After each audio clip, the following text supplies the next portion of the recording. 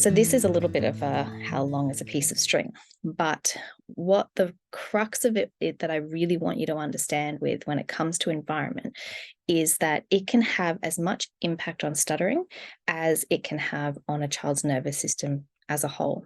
So that's why we have to come back to those really early modules, module 1, which is understanding stuttering, and module 2, which is understanding high sensitivity or sensory processing sensitivity, or our highly sensitive children. And we have to understand how those two things come together and why they are impacting each other.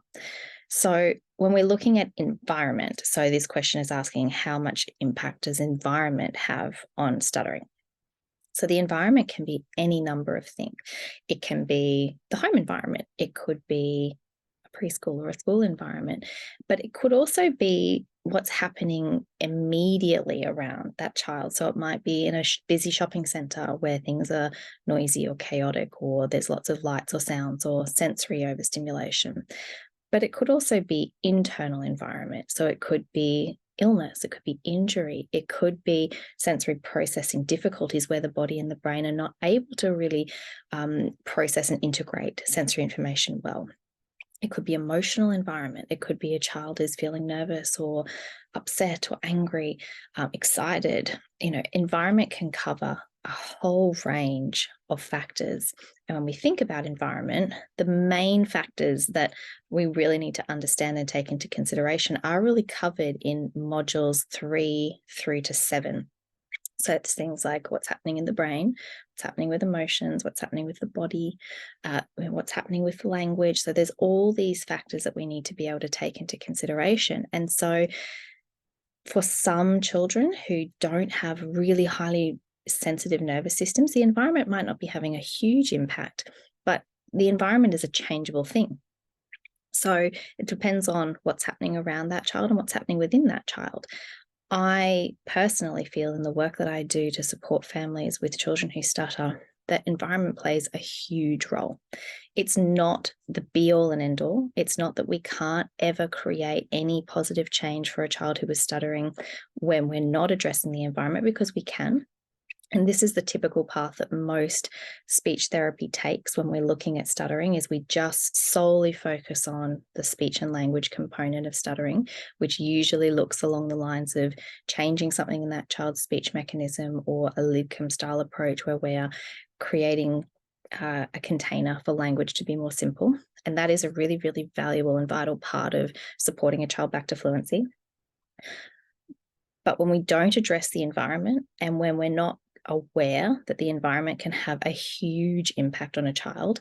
I'm sure you've noticed your own children being impacted by their environment. So things that they're excited about, things that they're worried about, if they're tired, if they're hungry, if they're sick, if they're hot, if it's overwhelming, if there's a lot of noise, if there's a lot of competition to talk, whatever it might be that is happening within their environment internally or in their vicinity, can have a huge impact on their stuttering, because it has an impact on their nervous system.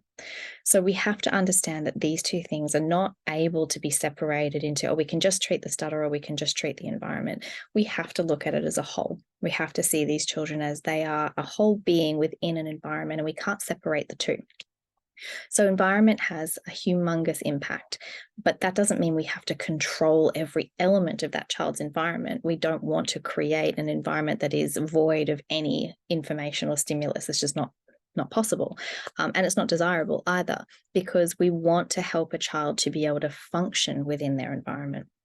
So wherever you are seeing typical triggers for stuttering, if you notice that your child is consistently more disfluent when they are really tired, it might not be a matter of stopping everything that causes them fatigue, but it might be a matter of where can we limit things when we know that that's going to lead to a lot of fatigue. So it might be, for some families, that might look like when they get 3 birthday party invites for a weekend, picking 1 or 2, knowing that 3 is going to push their child over that tolerance, that window of tolerance where their threshold is going to be pushed, and they're not going to be able to handle the level of fatigue or overstimulation that comes with that. So there's a lot of power in understanding your child's nervous system, understanding what they're really capable of within that moment, knowing that their tolerance is not a set thing, that it will be larger on days when they maybe have had enough food and enough sleep, and they have had a understimulating time, and then they're going to have a bigger window of capacity for that. And then other days knowing they've had a long week, they're exhausted, they're getting sick, they've had visitors, whatever it might be, and their window of tolerance is going to be far smaller. So we have so much power when we really understand what can impact stuttering in the environment, and then understanding our child. And so that's where going through each of these modules is really designed to help you to do that, particularly in module 2, looking at what are the typical signs of sensitivity that you see in your child. Are they more typically sensitive to, say, environmental things like meeting new people, going to new places? Or is it maybe more sensory things like having sand in their shoes, or sticky hands, or trying new foods is difficult for them? It could be emotions. They might pick up on other people's emotions really strongly. If they're, if you're upset or dad's upset, or they're noticing a child has fallen over and hurt themselves, do they find that really distressing? Or watching a movie where an animal is hurt or something has happened that's sad. You're going to see the patterns in your child based on how you're answering those questions. And then looking for that in their environment. Oh, hey, after we watched that Bambi movie where, it's really sad and my child got really distressed or really upset, then their stuttering was actually, heightened after that. Well, maybe there's a correlation there that emotional empathy was actually very overloading for them. And it might be worthwhile avoiding those types of environments while we treat and deal with a stutter. And so we want to be always building towards resilience, but we also want to know where a nervous system is really at its best. Because when we have our nervous system in a state of balance, where we can move into stress, but we can move out of it again, then we're going to be set up for neurological stability regardless of the environment. But it's okay, especially with our young children, to be modifying our environment ever so slightly where we see that it's necessary to be able to support that neurological stability, to create an environment that is supportive of us to come in and do that direct intervention of helping a child to become more fluent by controlling their language, which I talk about in module 7. So if you think about the modules as your guide, the first 2 modules, module 1 and module 2, are really about understanding stuttering and understanding a sensitive nervous system.